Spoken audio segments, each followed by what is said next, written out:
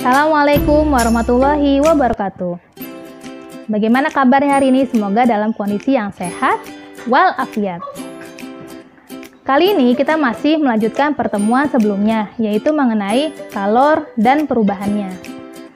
Tujuan pembelajaran kita kali ini adalah yang pertama yaitu menghitung kalor lebur dan kalor uap. Yang kedua, menjelaskan tentang kurva peleburan dan kurva pendidihan. Yang ketiga yaitu menjelaskan perpindahan kalor. Kalor lebur. Kalor lebur adalah banyaknya kalor yang diperlukan oleh suatu benda ketika benda tersebut melebur atau meleleh.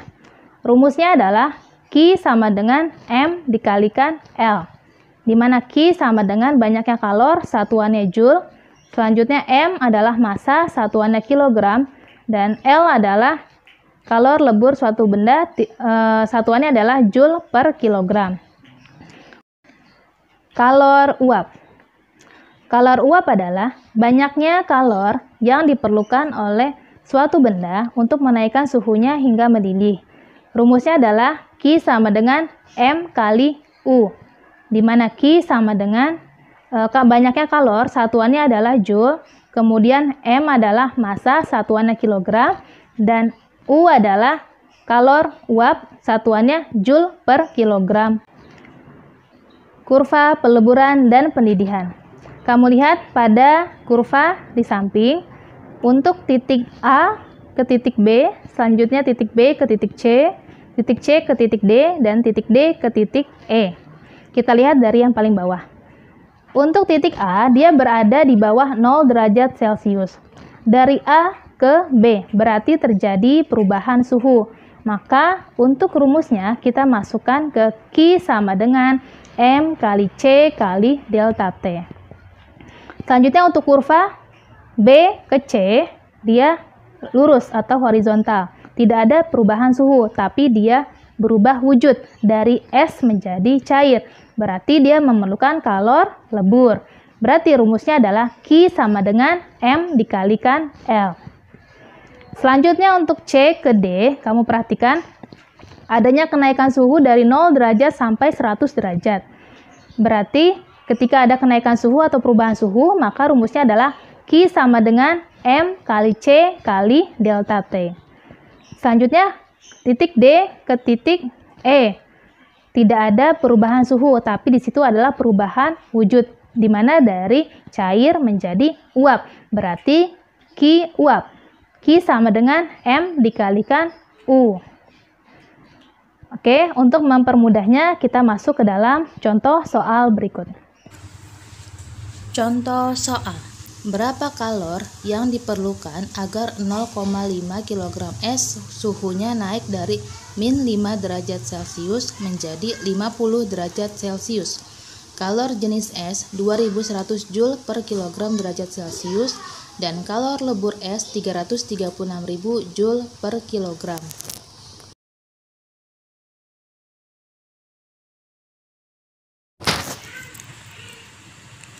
Diketahui massa 0,5 kg, kalor jenis es 2100 Joule per kilogram derajat Celcius, kalor jenis air 4200 Joule per kilogram derajat Celcius, kalor lebur es 336.000 Joule per kilogram.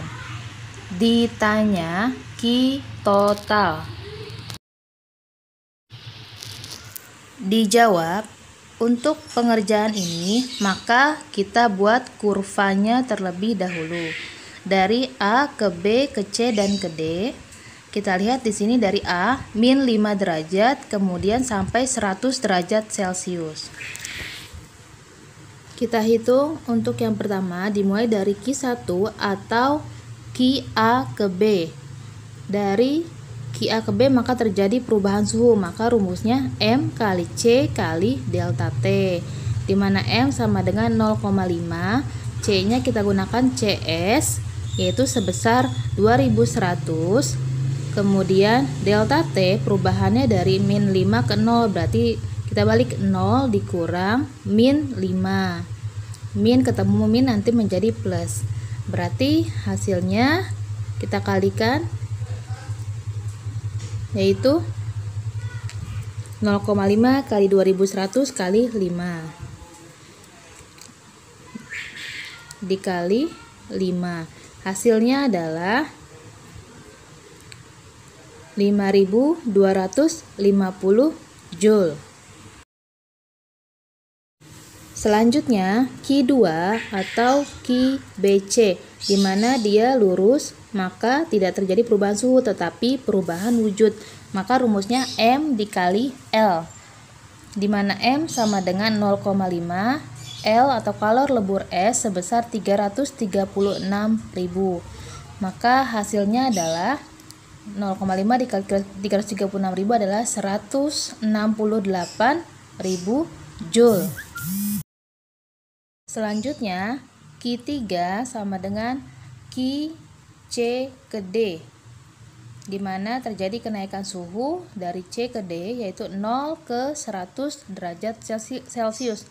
Maka rumusnya M kali C kali delta T, di mana M 0,5, C-nya kita ganti C air karena sudah berubah menjadi air, dikali 4200 dikali suhunya adalah 100 derajat dikurang 0 karena dia sampai mendidih.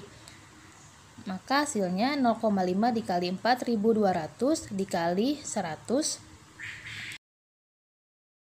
hasilnya adalah 210.000 Joule. Maka Q total rumusnya adalah Q total sama dengan Q1 tambah Q2 tambah Q3. Q1 sama dengan 5250 Joule. Q2 sama dengan 168.000 Joule. Dan Q3 210.000 Joule.